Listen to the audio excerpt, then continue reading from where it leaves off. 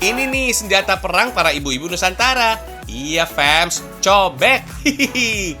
Gimana enggak? Cobek ini, fams, dipercaya bisa bikin masakan makin endol. Cobek ini nggak ikut dimasak ya, tapi dipakai buat ngulek bumbu rempah masakan atau sambal.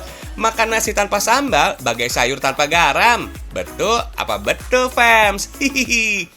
Proses bikin cobek ini ternyata nggak sembarangan loh. Butuh jiwa seni yang tinggi, terutama seni pahat. Oh iya, kalian bisa melihat pembuatannya di Pusat Kerajinan Batu Muntilan, Magelang, Jawa Tengah.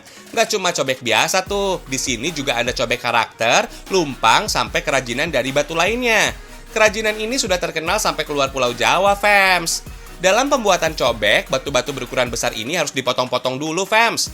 Batu ini, fams, berasal dari alam Gunung Merapi loh. Setelah dipotong, tinggal pahat deh sesuai keinginan.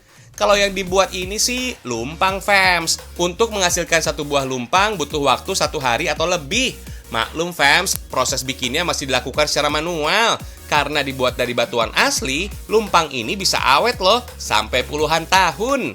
Oh iya, lumpang memang nggak populer kayak dulu, fams. Tapi keberadaannya masih eksis sampai sekarang, karena dipakai untuk menumbuk singkong dalam pembuatan getuk. Fams, cobek sekarang bentuknya nggak cuma bulat aja loh, tapi ada dengan karakter Hello Kitty, hati, sampai monyet. Unik banget ya. Dari sejarahnya, cobek diperkirakan sudah digunakan sejak 35.000 tahun sebelum Masehi, fams. Alat ini digunakan sebagai peralatan tertua yang digunakan manusia sejak zaman batu. Dari penemuan arkeologi, ditemukan alat-alat baru yang digunakan untuk menumbuk. Contohnya, artefak batu yang ditemukan di Yunani dari 2300 sampai 2800 sebelum Masehi. Saat itu, cobek digunakan untuk menumbuk bahan ekstraksi atau zat pigmen pewarna. Bahkan di Meksiko, cobek digunakan untuk membuat saus tradisional guacamole, yaitu saus berbahan alpukat, tomat, cabai merah, dan daun bawang.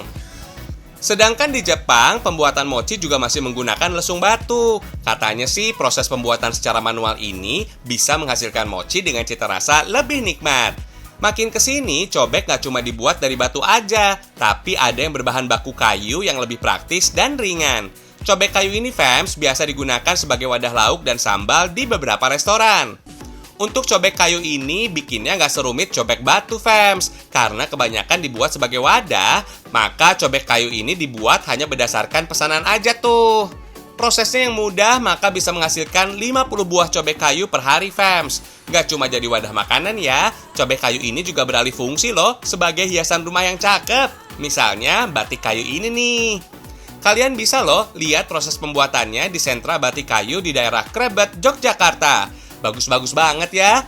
Di sini, fams, ternyata juga ada loh kerajinan batik kayu lainnya.